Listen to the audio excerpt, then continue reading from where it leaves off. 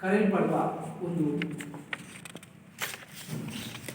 ಅತ್ಯಂತ ಶಕ್ತಿಯುತವಾದಂತಹ ಪ್ರಾಧಾನ್ಯತೆ ಇರುವಂತಹ ಒಂದು ಗಾಣಿಗ ಸಭೆ ಇದು ಕಲಿಯಾಟ ಮಹೋತ್ಸವ ಹಮ್ಮಿಕೊಂಡಿದೆ.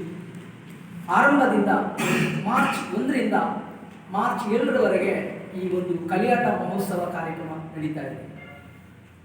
ಇಲ್ಲಿ ಪ್ರತಿ ದಿವಸ ಬೇರೆ ಬೇರೆ ರೀತಿಯ ದೈವಗಳ ಒಂದು ನಡಾವಳಿ ನಡೀತಾ ಇದೆ.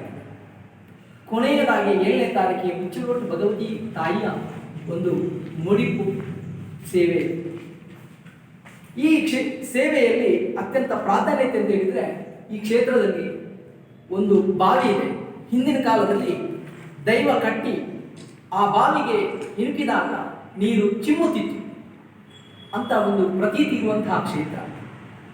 ಅಲ್ಲದೆ ಆ ಕ್ಷೇತ್ರದಲ್ಲಿ ಹಿಂದಿನ ಕಾಲದಲ್ಲಿ ಹಾವು, ಮುಂಗುಸಿ, ಹಸು, ದನ ಇದು ಒಂದಾಗಿ ಸೇರಲ್ಪಡುವಂತಹ, ಹಸು, ಹುಲಿ ಎರಡು ಒಂದಾಗಿ ಸೇರ್ತಾ ಇರುವಂತಹ ಒಂದು ಪವಿತ್ರವಾದಂತಹ ಕ್ಷೇತ್ರ ಆ ಬೆನ್ನೆ ಮುಚ್ಚುರುಟು ಭಗವತಿ ಕ್ಷೇತ್ರವಾಗಿದೆ. ಈಗ ಈ ಕ್ಷೇತ್ರದಲ್ಲಿ ಮಾರ್ಚ್ 1ರಿಂದ 7ನೇ ತಾರೀಕುವರೆಗೆ ಕಲಿಯಾಟ ಮಹೋತ್ಸವ ಅಂತ ಹಮ್ಮಿಕೊಂಡಿದ್ದಾರೆ. ಈ ಕಲಿಯಾಟ ಮಹೋತ್ಸವದ ಅಂಗವಾಗಿ ಸುಳ್ಯ ತಾಲೂಕು ಪಾಟಾಲಿ ಗಾಣಿಗ ಸಮುದಾಯ ಮತ್ತು ಇತರ ಸಮುದಾಯದವರು ಕೂಡ ಅಲ್ಲಿ ಹಸಿರು ಗಾಣಿಕೆ ತೆಗೆದುಕೊಳ್ಳುತ್ತಾರೆ. ಈ ಗಾಣಿಗ ಸಮುದಾಯ ನಾವು 3ನೇ ತಾರೀಕು ಚೆನ್ನಕೇಶವ ದೇವಸ್ಥಾನದಿಂದ ಬೆಳಿಗ್ಗೆ 7:30 ಗಂಟೆಗೆ ಶ್ರೀ ಚೆನ್ನಕೇಶವ ದೇವಸ್ಥಾನದ ಆನುವಂಶಿಕ ಮುಖ್ಯಸ್ಥರಾಗಿರತಕ್ಕಂತಹ ಡಾಕ್ಟರ್ ಹರಪ್ರಸಾದ್ ಇವರು ಉದ್ಘಾಟನೆಯನ್ನ ಮಾಡಲಿಕ್ಕಿದ್ದಾರೆ.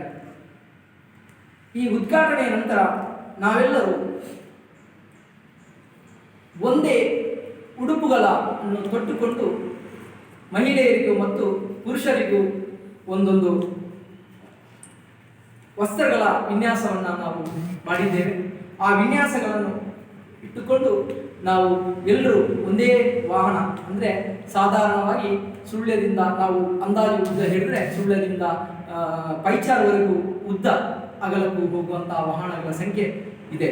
ಸಾಧಾರಣ ಒಂದು 2,000 ಜನರು ಸೇರುವಂತಹ ಒಂದು ಅದ್ದೂರಿ ಒಂದು ಕಾರ್ಯಕ್ರಮವಾಗಿ ಹೊಮ್ಮುತ್ತದೆ. ಇನ್ನೊಂದು 2ನೇ ವಿಚಾರ ಅಂತ ಹೇಳಿದರೆ, ಈ ಕ್ಷೇತ್ರದ ಒಂದು ಪಾವಿತ್ರ್ಯತೆ ಮತ್ತು